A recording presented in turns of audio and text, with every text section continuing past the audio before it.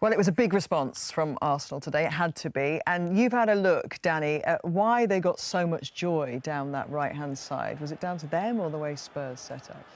Well, it's fair to say Spurs were pretty poor at times, but Arsenal were outstanding. And this partnership on the right-hand side that they haven't had in recent weeks of Saka in his most comfortable position and Timber behind, when at its best, is one of the best in Europe. And Tottenham could not cope with them today, especially in the first half, time and time again. Now, I know this team's working on some new things with the manager, but some of it's basic. There's Timber. Simon's playing as a 10. Finds himself in a left-back position, trying to double up. Doesn't really want to be there. 2v1, Jed Spence, the wing-back. Little early warning for Tottenham. And we know how good Timber is. He makes all sort of runs. He's a good player. Spence, again, caught in between. Saka's behind him this time. Sarr has left the central midfield area to come over and try and help. Rather, they don't know who's doing what. You don't want to be left one-on-one with Saka in the left-back position when you're a midfielder. You know, he should do better, but there's the first goal. And they didn't fix this problem. It just went on and on and on as the game, got more open. This one, Saka inside Spence and Van der Ven, three centre-backs. Van der Ven's the left one. Spence is the wing-back. You can see Saka pointing where he wants it. Jed Spence is asking Van der Ven. The communication's poor from Tottenham. Great ball and, again, nearly score a goal. Opening them up too often. Now, Jed Spence here, I don't know whether he's been told to go and press or what the messaging is, but if he just drops in and marks Saka, leaves Sarr to close Timber down, you don't get this situation because, as I said, when you're a central midfielder and you find yourself in full-back positions, you get a bit lost, and then Spence switches off. Timber gets in again because he's non-stop. He loves making runs in behind, and Trossard's unlucky little deflection takes it past the post. More of the same second half. I actually felt for Jed Spence as the game went on. He didn't know what to do, whether to drop off or press. The 2v1 situation again, little knockdown from Rice and a bit of last-ditch defending to stop Eze getting a shot in. And this, if you leave Timber free, the quality he's got, I mean, this is a wonderful pass. Yeah, there's still a bit to do from Gyökeres, but he's just an outstanding player, and they really struggled to stop that threat today. Didn't really know who to go, when to go. Poor communication, poor plan, I don't know. And Saka topped off a brilliant performance, nearly with a goal, ends up Eze getting the goal. But that position he kept taking inside, the inside right position, no one really sure who to get him. And his stats were phenomenal today. I mean, there's been a few question marks about him recently. What do they say? Form is temporary, class is permanent. He's a class operator, he really is. And I think playing him on that right side, leaving him to get on with it, with Timber supporting him, is where we'll see him the rest of the season, because I know he played as a 10 the other day. There was a real energy and urgency, wasn't there? And the game, as you pointed out there, became quite open quite quickly. But there's one performance in particular you want to have a look at, Shay. Yeah. And Steve Wilson asked Victor Gyökeres if that was his best game. Steve clearly thought it was. Victor did, and you'd third it. Yeah, I'll third it, Gavi, yeah. No, I really think it was a special game for him. You know, there's so much talk before he joined the club. They need an out-and-out striker. And I think Gyökeres today really said to the Arsenal fans and maybe to the Premier League, I've arrived. It was one of them kind of performances. He did everything you want from a centre-forward, he really did. You see here, peeling on the back of Paulinho today was a right-side centre-half and of course, Dragiston as well. You know, occupying the middle of the goal. He wins a header, can go anywhere, of course. But if you just keep an eye on him, his movement is what we say a natural centre-forward. He frees up space for elsewhere. You see here, Paulinho jumps in. Creates the space down the channel, the left channel, and that's where he's done a lot of his good work. This was his first half, of course, very close to getting on the score sheet. We know Arsenal, brilliant from set plays. He's a physical threat in the air as well.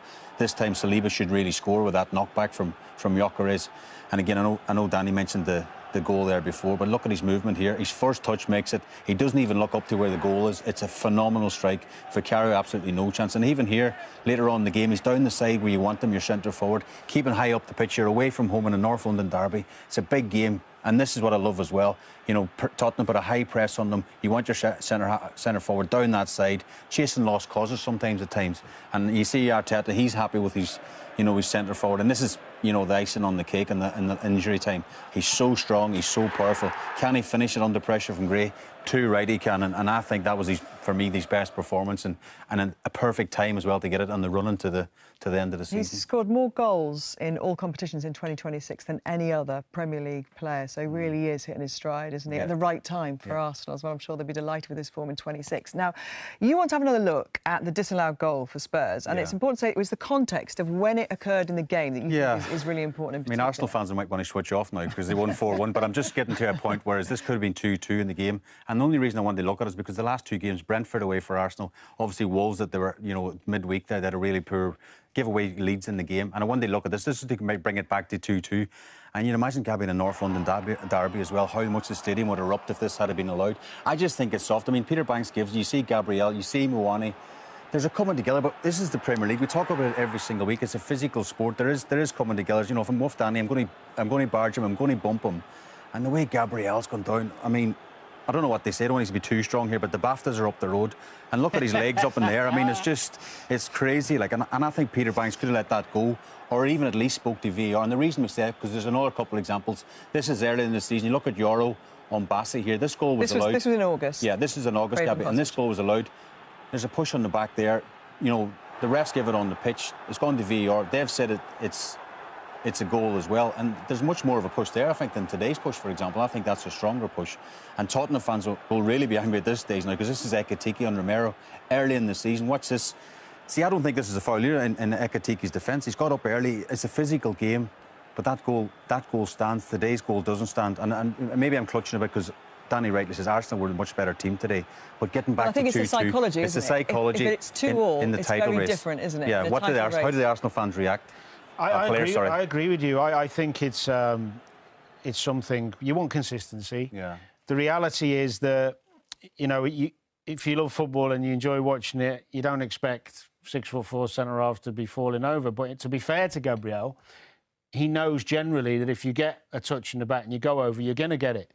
So it's a kind of chicken and egg thing, whereas the referees have got to be stronger. But the two examples you showed, more or less exactly the same. So they have a reason to feel disappointed today, I think, Tottenham. But Arsenal fans right now are saying, but we won 4-1 and we now have our 5-point buffer back. And probably would have won anyway. Yeah, and so that 5-point buffer is back. We don't know when that extra game that Manchester City are one game behind, obviously, in the table is going to be played. Yet it hasn't been scheduled. We do know that City and Arsenal will play each other on the 18th of April. We heard Arteta there saying, this is a marathon. Is this going down to the wire, do you think? It looks that way. I mean, Man City last night had a tough game against Newcastle. Newcastle were strong second half. They came out on top, Man City. You can see the sort of celebrations or Pep Guardiola, see the glint back in his eye. He feels that this Man City team can really pull it together, really push Arsenal away. I mean, to be fair to Arteta, he's been in the same dugout with Pep. He knows he's not going to give up right to the final game of the season.